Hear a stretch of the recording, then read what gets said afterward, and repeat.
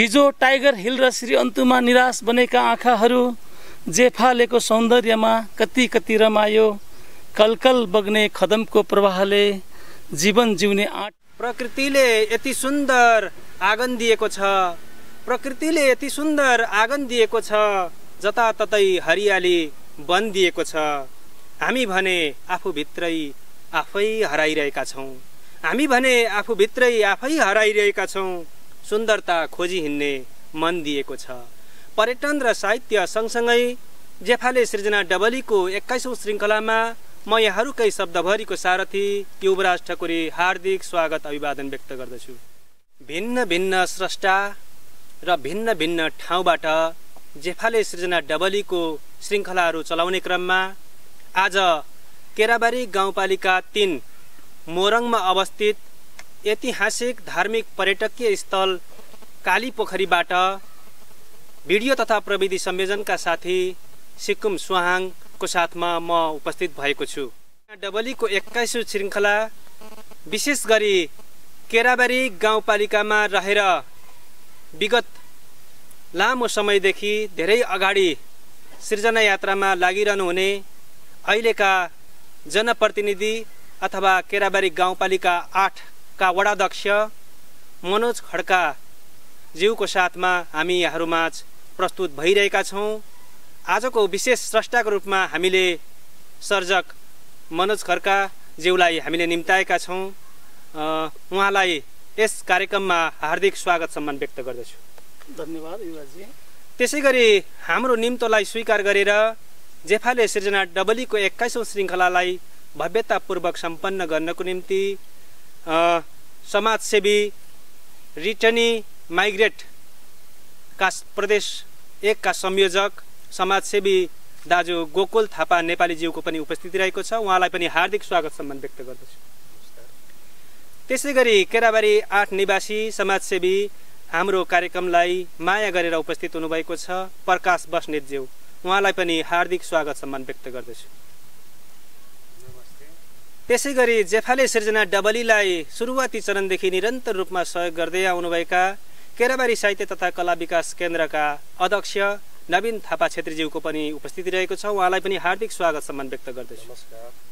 त्यसैगरी उत्तरी मोरङ साहित्य मञ्चका कोषाध्यक्ष कवि लाखमान लिम्बुज्यूको पनि उपस्थिति रहेको छ। उहाँलाई पनि हार्दिक स्वागत सम्मान व्यक्त गर्दछु। त्यसैगरी याक्थुङ लेखक सङ्घ धनकुटाका अध्यक्ष कवि कविन्द्र तुम्बापुज्यूको पनि उपस्थिति रहेको छ। उहाँलाई पनि हार्दिक स्वागत सम्मान व्यक्त गर्दछु। त्यसैगरी केराबारी गाउँपालिका वार्ड नम्बर 8 का वडा सदस्य सरू सुनामज्यूको पनि उपस्थिति रहेको छ। उहाँलाई पनि हार्दिक स्वागत सम्मान व्यक्त गर्दछु। धन्यवाद। त्यसैगरी हाम्रो यात्रामा सँगसँगै सुरुवाती चरणदेखि हिँडिरहनुभएका गजलकार अस्मिता भट्टराईज्यूको पनि उपस्थिति रहेको छ। उहाँलाई पनि हार्दिक स्वागत सम्मान व्यक्त गर्दछु। त्यसैगरी जेफाले सृजना डबलीको सुरुवाती चरणमा हामी सँगसँगै हिँडिरहेका थियौँ। भिडियो तथा प्रविधि संयोजनमा लामो समय धेरै श्रृङ्खलाहरू हामी साथसाथै हिँडिरहेका थियौँ। श्रृङ्खलालाई निरन्तर व्यवस्थित ढङ्गले यहाँसम्म यो उचाइसम्म ल्याउन सफल बनाइदिनु भएको छ।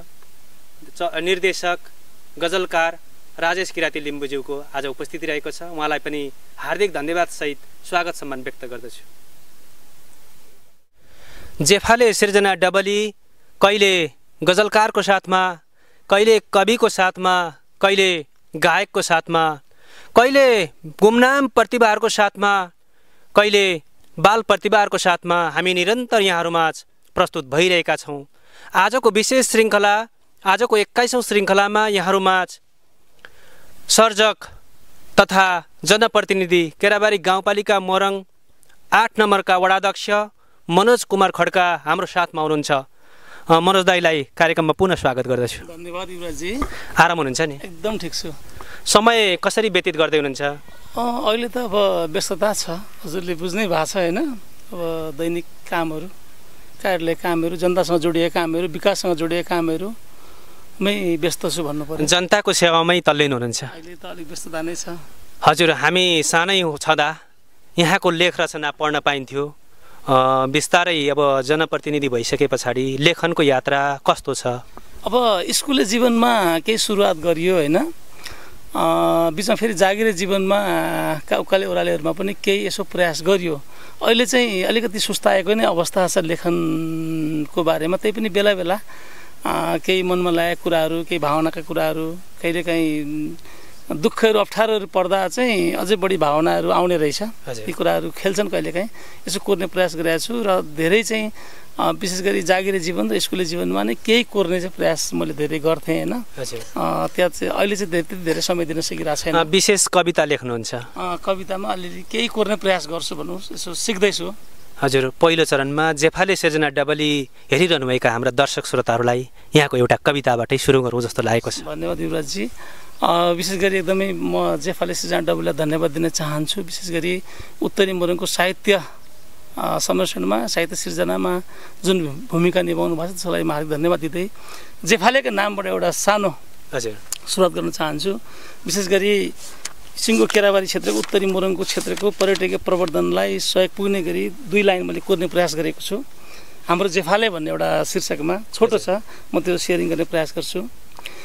हिजो टाइगर हिल र श्री अन्तुमा निराश बनेका आँखाहरू, हिजो टाइगर हिल र श्री अन्तुमा निराश बनेका आँखाहरू, जेफालेको सौन्दर्यमा कति कति रमायो, कलकल बग्ने खदमको प्रवाहले जीवन जिउने आँट पलायो, कलकल बग्ने खदमको प्रवाहले जीवन जिउने आँट पलायो, भो अब बादलको घुम्टो खोज्न जानु छैन कहीँ पनि, भो अब बादलको घुम्टो खोज्न जानु छैन कहीँ पनि, चिउरी र आइतबारे हामीसँग छँदैछ नि, चिउरी र आइतबारे हामीसँग छँदैछ नि। एउटा छोटो कविता विशेष गरी केराबारीको प्राकृतिक सौन्दर्यलाई वर्णन गरेर लेख्ने प्रयास गरेको छु। हजुर, हामी पर्यटन र साहित्य सँगसँगै छौँ।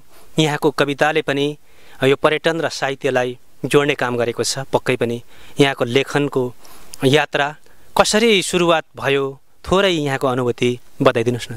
विशेष गरी ठ्याक्कै अब सम्झँदाखेरि स्कुले जीवनमा हाम्रो चाहिँ मोहन प्रसाद काफ्ले भन्ने हाम्रो चाहिँ नेपालीको शिक्षक, कवि पनि, तत्कालीन एकदमै कवि पनि, हाम्रो एकदम अग्रज गुरु पनि, उहाँबाट अलिकति प्रेरित भयो हामी। उहाँसँग चाहिँ विशेष गरी नेपाली शिक्षा आर्जन गर्ने क्रममा उहाँसँग लामो सङ्गत भयो। बच्चादेखि बाल्यकालदेखि नै सङ्गत भयो र उहाँ आफू पनि कवि हुनुभएकोले बेला बेला उहाँले आफूले लेख्नुका कविताहरू प्रकाशन गर्नुहुन्थ्यो, हामीलाई सुनाउनुहुन्थ्यो।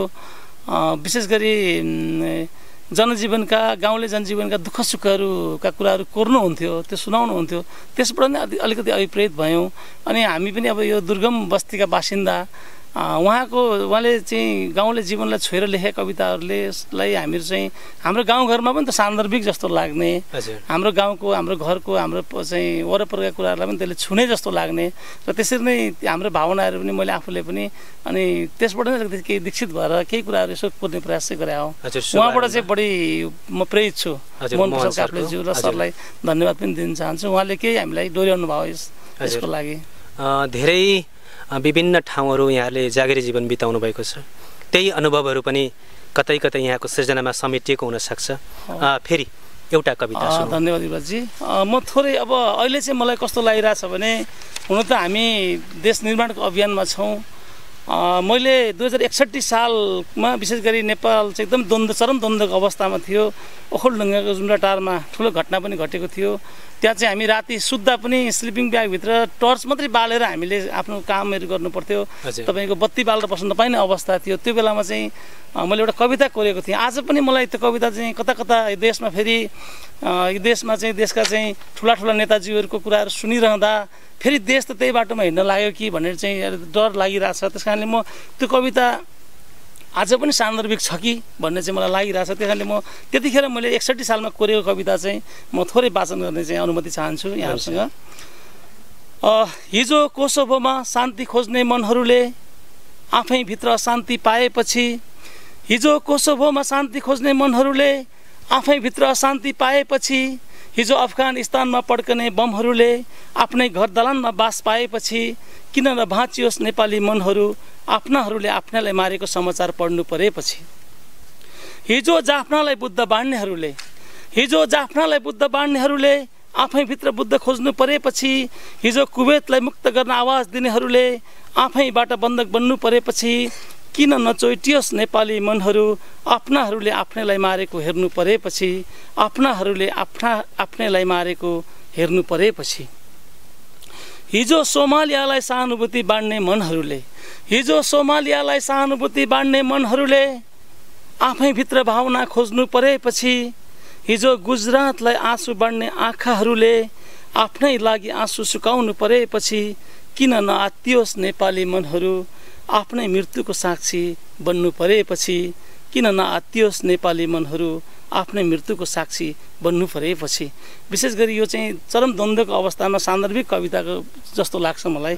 तर अहिले पनि देश कता कता फेरि त्यही बाटोमा हिँड्न खोजे हो कि देश फेरि एउटा शान्तिको बाटोबाट फेरि अशान्तिको मार्गमा हिँड्न खोजे हो कि। त्यस कारणले म यही कविता मार्फत चाहिँ फेरि नेपाली मनहरूलाई यो अशान्ति नदिउँ, यो पीडा नदिउँ, यो छटपटी नदिउँ, र देश चाहिँ शान्तिको मार्गमा जसरी अगाडि बढ्ने प्रयास गरेको छ त्यही बाटोमा अगाडि बढिरहोस् भन्ने पनि म शुभकामना दिन चाहन्छु र त्यो अपेक्षा पनि गर्छु। असाध्यै मार्मिक कविता सुनाउनु भयो दाजु।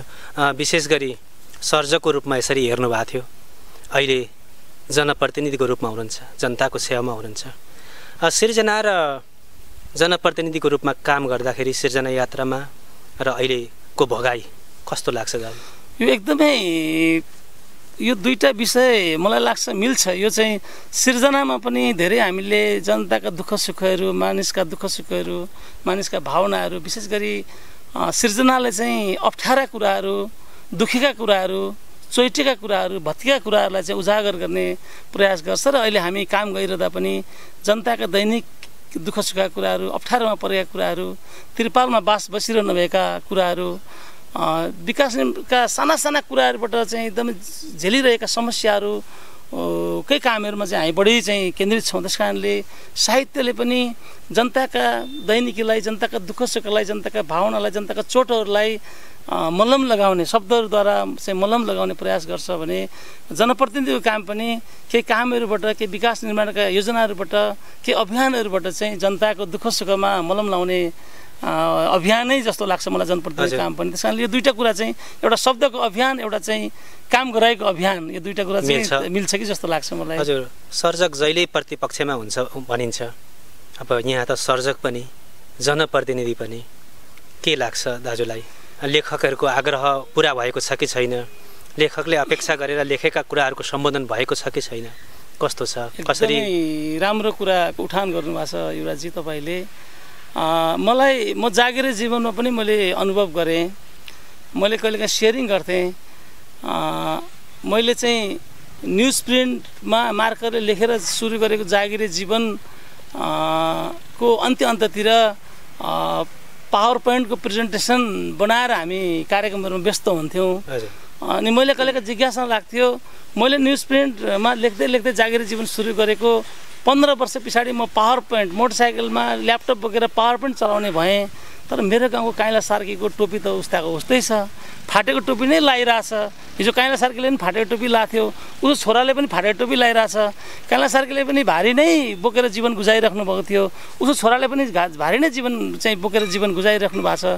त्यस कारणले यो चाहिँ कौतूहलता, यो प्रश्न मेरो मनमा हिजो जागिरे जीवनमा पनि थियो र आज जनप्रतिनिधि भइसकेपछि पनि यो प्रश्न चाहिँ मेरो सामु जहिले पनि यथावत नै रहिरहेको छ। साँच्चै यी सबै कामहरू भइरहँदा पनि, यी सबै चाहिँ कुराहरू भइरहँदा पनि जनताका दैनिकी कुराहरू, जनताका साँच्चै समस्याहरूको सम्बोधन, दुःखमा परेका, पीडामा परेका, अप्ठ्यारोमा परेका मानिसहरूलाई साँच्चै सम्बोधन अझै पनि हुन सकेको छैन। हामीले पनि गर्न सकिरहेका छैनौँ। त्यसको लागि कहाँ के कमी कमजोरी छ त्यो अझै खोतल्नु पर्ने चाहिँ अझै पनि आवश्यक छ कि जस्तो मलाई लागिरहेछ। हजुर, जेफाले सिर्जना डबली हेरिरहनुभएका आदरणीय दर्शक महानुभावहरू, यतिखेर हामी केराबारी गाउँपालिका 8 मोरङ 8 नम्बर वडाका वडाध्यक्ष तथा सर्जक मनोज खड्काका साथमा छौँ। प्रकृतिको सुन्दर काखमा बसेर हामी यहाँहरूमाझ प्रस्तुत भइरहेका छौँ। महेन्द्र राजमार्ग खोर्सानेबाट 12-13 किलोमिटर चुरेको फेदीमा, पहाडको फेदीमा अवस्थित केराबारी गाउँपालिका 3 कालीपोखरीबाट यहाँहरूमाझ उपस्थित भइरहेका छौँ। हामी सर्जक मनोज खड्काज्यूको केही सृजनाहरू र उहाँसँगैकै अन्तरङ्ग मार्फत यहाँहरूमाझ उपस्थित भइरहेका छौँ। दाजु फेरि पनि एउटा कविता सुनौँ। शीर्षक साइला दाई। यो सङ्घ सभा मैले जागिरे जीवन बिताइरहँदा त्यहाँको उकाली ओह्रालीहरू हिँडिरहँदा एकजना साइला दाइसँग लामो सहकार्य भयो। उहाँसँग सँगसँगै धेरै समय हामी हिँड्यौँ र उहाँलाई नै उहाँको जीवनलाई नै हेरेर उहाँको जीवनलाई नै बुझेर यो सानो कविता लेख्ने प्रयास गरेको छु। मलाई लाग्छ अहिले पनि हाम्रो गाउँघरमा थुप्रै सालदायहरू हुनुहुन्छ जुन अझै पनि यही पीडामा हुनुहुन्छ। यस्ता सालदायहरूको लागि अहिले पनि राज्यले केही गर्न सकेको छैन जस्तो लागेको छ। त्यस कारणले उहाँलाई सम्झँदै म फेरि यो कविता वाचन गर्ने अनुमति चाहन्छु। उकालो हिँड्दा हिँड्दै साइला दाइले खुइया सुस्केर हाल्यो। उकालो हिँड्दा हिँड्दै साइला दाइले खुइया सुस्केर हाल्यो। 40 धार्नीको भारीले थिचिएको मन बोकेर फेरि साइला दाइले तोकमा लायो। धेरै भयो यसरी नै लेक बेसी धाएको, धेरै भयो यसरी नै पसिना बगाएको, धेरै भयो यसरी नै पसिना बगाएको। चौतारीमा भारी बिसाउँदा बिसाउँदै, चौतारीमा भारी बिसाउँदा बिसाउँदै साइला दाइले घर सम्झ्यो। लुत्रुक्क भिजेको भोटोले लपक्क भिजेको मुहार पुछेर फेरि साइला दाइले नाम्लो लायो। लपक्क भिजेको मुहार पुछेर साइला दाइले नाम्लो लायो। धेरै भयो यसरी नै रुच्दै रुच्दै हिँडेको, धेरै भयो यसरी नै पौरख मात्र गरेको, धेरै भयो यसरी नै पौरख मात्र गरेको। मुखमा पानी रसाउँदा रसाउँदै साइला दाइले भोकी साइलेलाई सम्झ्यो। मुखमा पानी रसाउँदा रसाउँदै साइला दाइले भोकी साइलेलाई सम्झ्यो। साहुजी भनेर निस्किसकेको बोलीले फेरि फर्कनु पर्यो। साहुजी भनेर निस्किसकेको बोलीले फेरि फर्कनु पर्यो। अलिकति खाजा खाने मन पनि त्यत्तिकै सेलायो। अलिकति खाजा खाने मन पनि त्यत्तिकै सेलायो। धेरै भयो यसरी नै भोक भोकै हिँडेको, धेरै भयो यसरी नै भोक भोकै हिँडेको, धेरै भयो यसरी नै जिन्दगी बितेको, धेरै भयो यसरी नै जिन्दगी बितेको। धन्यवाद। साइला दाइप्रति समर्पित कविता। हजुर, अत्यन्तै मार्मिक कविता सुनाउनु भयो। 58 सालमा लेखेको भन्नुभयो। अहिले पनि उस्तै समय सापेक्ष यहाँको सिर्जना यस्तो लाग्छ। अहिले नै लेख्नु भएको जस्तो पनि छ। 58 सालको कविता अहिलेको समयलाई पनि मिल्ने सामुदायिक कथाहरू। अब यहाँ अघि नै पनि कुरा आयो जनप्रतिनिधि स्वयं के कुराले राज्यलाई यस्ता सामुदायिकहरूका दुःखहरू सम्बोधन गर्न नसक्नुमा के जस्तो लाग्छ यहाँलाई? मलाई अहिले पनि आफै पनि एउटा निर्णय गर्ने ठाउँमा आफै पनि पुगिरहँदा हामी थुप्रै कार्यक्रमहरू बनाउँछौँ। हामी आफै पनि अहिले हामी जो राज्यसँग केन्द्रीय सरकारसँग थुप्रै कुराहरूमा असन्तुष्ट थियौँ। आज हामी स्थानीय सरकारमा हामी आफै छौँ।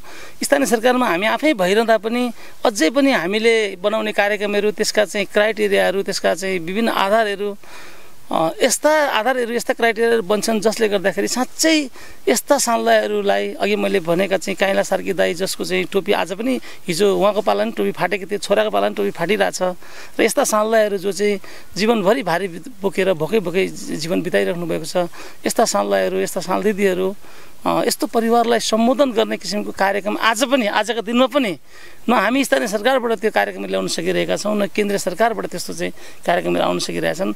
हामी यति धेरै प्रक्रियागत ढाँचामा विभिन्न कार्यक्रमहरू, विभिन्न योजनाहरूको प्रक्रिया, यति लेन्दी प्रक्रिया, यति चाहिँ जटिल प्रक्रियामा हामी जकडिएका छौँ कि त्यो प्रक्रियाहरू पुरा गर्नै उहाँहरू सक्नुहुन्न र त्यो सीमाभित्र उहाँहरूलाई हामी पार्नै सक्दैनौँ। तालमेल मिलिरहेको छैन। कता चाहिँ हामी आफै डिसिजन मेकिङ प्रोसेसमा चाहिँ छौँ। हामी त्यो प्रक्रियामा हामी संलग्न छौँ र पनि हामी तालमेल गरेर यो प्रक्रियाहरूमा यो चाहिँ एउटा मूल प्रवाहमा उहाँहरूलाई ल्याउन सकिरहेको छैनौँ हामी अझै पनि। धेरै जनप्रतिनिधिहरू साहित्यिक कार्यक्रमहरू भन्ने बित्तिकै समय दिनुहुन्न। यहाँले यति लामो समय दिनुभएको छ, विशेष गरी सिर्जनालाई माया गरिदिनु भएको छ, हार्दिक आभार प्रकट। हामी जेफाले सिर्जना डबलीलाई मिडियाद्वारा सहयोग गर्नुहुनेहरूलाई हामी सम्झन चाहन्छौँ। नयाँ अनलाइन समृद्ध बराह क्षेत्र, उज्यालो प्रदेश मिडिया, मिम्जीफुङ युट्युब च्यानल, त्यसै गरी केराबारी साहित्य तथा कला विकास केन्द्र केराबारी। आजको कार्यक्रमलाई सुन्दर ढङ्गले व्यवस्थापन गर्नुहुने केराबारी साहित्य तथा कला विकास केन्द्रका अध्यक्ष नवीन थापा छेत्रीज्यू, त्यसै गरी खदम होटेल केराबारी, हामी उहाँहरूलाई हार्दिक धन्यवाद व्यक्त गर्न चाहन्छौँ। यहाँकै सहयोग सद्भावले हामी यहाँहरूमाझ 21औं श्रृङ्खलासम्म आउन सफल भएका छौँ। आजको 21औं श्रृङ्खलामा यहाँहरूमाझ प्रकृतिको सुन्दर काखमा बसेर, अझ भनौँ केराबारी गाउँपालिका 3 नम्बर वडामा अवस्थित काली पोखरी ऐतिहासिक धार्मिक पर्यटकीय स्थानको रूपमा विकास हुँदै गरेको काली पोखरी आमडाँडामा यहाँहरूमाझ प्रस्तुत भइरहेका छौँ। केराबारीका सक्रिय युवाहरूले केराबारी गाउँपालिकाका पूर्व खेलकुद विकास समितिका पूर्व उपाध्यक्ष राजु सोदेनज्यूको स्मृतिमा उहाँहरूले यस क्षेत्रलाई पर्यटकीय रूपमा स्थापित गर्न खोज्दै हुनुहुन्छ, निरन्तर लागिरहनु भएको छ। हामी पनि साहित्य सृजना मार्फत पर्यटकीय ठाउँलाई विशेष सिर्जना मार्फत सुन्दर बनाउने अभियानमा छौँ। पर्यटन र साहित्य सँगसँगै जेफाले सृजना डबली यहाँहरूकै सामु प्रस्तुत भइरहेको छ। आजको विशेष श्रृङ्खलामा यहाँहरूमाझ सर्जक तथा जनप्रतिनिधि केराबारी गाउँपालिका वडा नम्बर 8 का वडाध्यक्ष मनोज खड्काका साथमा हामी यहाँहरूमाझ उपस्थित भइरहेका छौँ। उहाँकै केही सृजना र उहाँसँगकै अन्तरङ्ग हामी यहाँहरूमाझ प्रस्तुत गरिरहेका छौँ। अबको पालोमा उहाँकै सृजना सुन्नेछौँ। दाजु फेरि पनि एउटा कविता सुनौ। म गजल टाइपको हजुर एउटा कविता गजल नै भनौँ होइन, हजुर सेयर गर्ने अनुमति चाहन्छु। विशेष कविता लेख्नुहुन्छ तर पनि गजल पनि गर्नुहुन्छ। कता कता लेख्दै जाँदा त्यस्तो भोगी जस्तो लाग्छ मलाई होइन। अब यो चाहिँ दर्शकहरूलाई नै यसलाई चाहिँ के हो छुट्याइदिन अनुरोध गर्न चाहन्छु। शीर्षक पनि खासै छैन, म सरस्वती गजल वाचन गर्न अनुमति चाहेँ। हाँसेर बाँचौँ भन्दा भन्दै हाँसो कसले चोर्यो, हाँसेर बाँचौँ भन्दा भन्दै हाँसो कसले चोर्यो, थाहा छैन प्रिया जिन्दगीमा गल्ती कसले गर्यो, थाहा छैन प्रिया जिन्दगीमा गल्ती कसले गर्यो। उडौँ भन्ने चाह थियो, उडौँ भन्ने चाह थियो, केमा अल्झिदियो, साथ रहौँ भन्दा भन्दै टाढा बनि गयो, साथ रहौँ भन्दा भन्दै टाढा बनि गयो, देउरालीका बाचा बन्धन सबै भुलिदियो, सुस्केरामा केवल उनको नाम रहिरह्यो, सुस्केरामा केवल उनको नाम रहिरह्यो। हाँसेर बाँचौँ भन्दा भन्दै हाँसो कसले चोर्यो, थाहा छैन प्रिय जिन्दगीमा गल्ती कसले गर्यो, थाहा छैन प्रिय जिन्दगीमा गल्ती कसले गर्यो।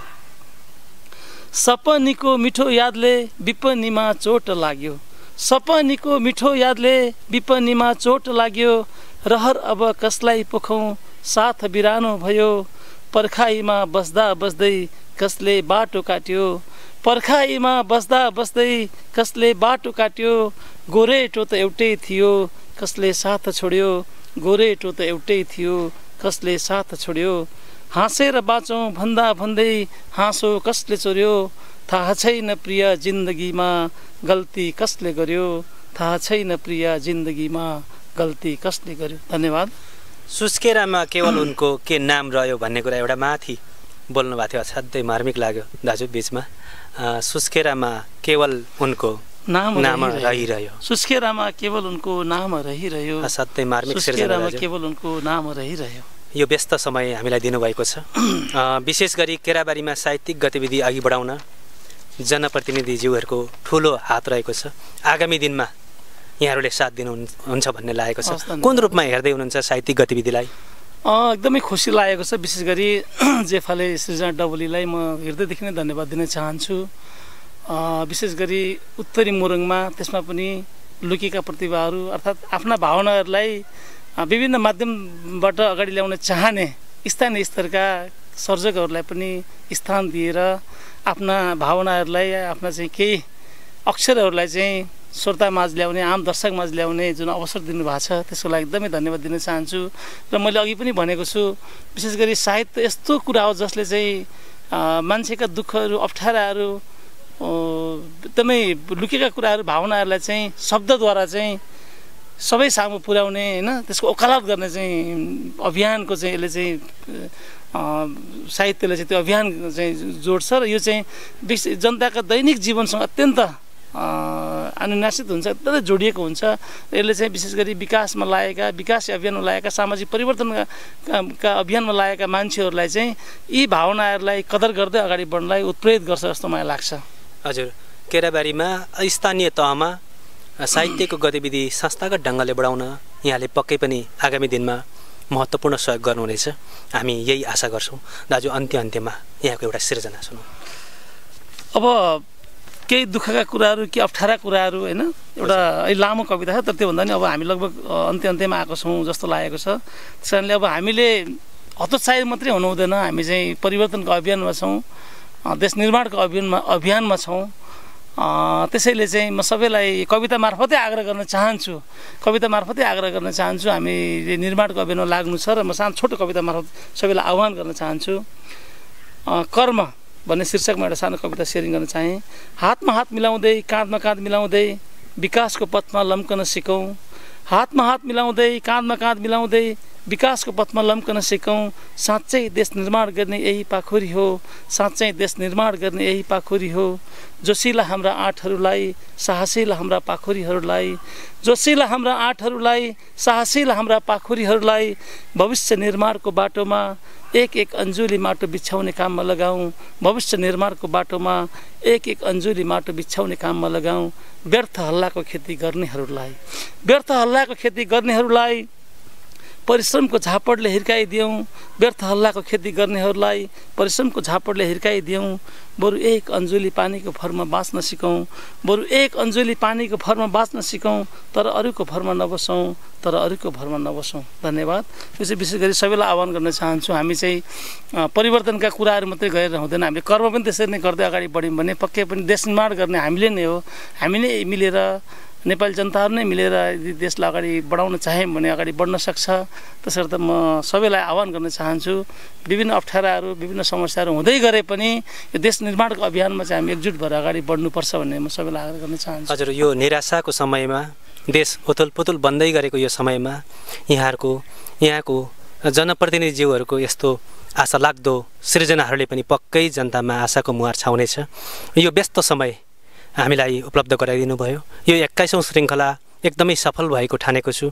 यहाँलाई अन्त्यमा हाम्रो जेफाले सिर्जना डबली हेरिरहनुभएका आदरणीय दर्शक श्रोताहरूलाई केही भन्नुहुन्छ कि?